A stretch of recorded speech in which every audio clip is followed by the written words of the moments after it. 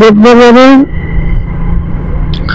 পাটের হাট বসে, আর এই হাটটা আশেপাশে যে হাটগুলো আছে এমনিতে বাজার বা হাট, এইগুলো হাটের চেয়ে যোগবাজার হাটে পাটের আমদানিটা অনেক বেশি হয়।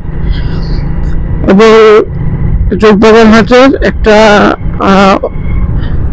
নাম ডাকো অলরেডি আশেপাশে, অলরেডি বলতে অনেক আগে থেকে আছে, যে এখানে অনেক বড় পাটের হাট বসে এবং আশেপাশের অনেক আশেপাশে সহ দূর দূরান্ত থেকে অনেক ব্যাপারী এখানে আসে আপনার পাট কেনার জন্য।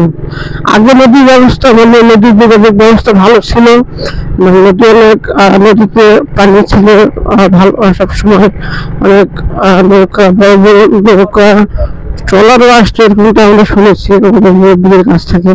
তো এখানে আসতো, সেখানে এখানে বৃহৎ তারা পাট কিনে নৌকাতে করে নিয়ে যেত।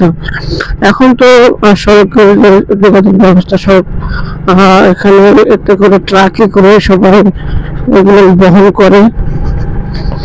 নদী, আমাদের আত্রা নদীর এমনিতেই বেহাল অবস্থা, আর এখন সব জায়গাতেই সড়ক পথের যোগাযোগ ব্যবস্থাটা মোটামুটি অনেক ভালো।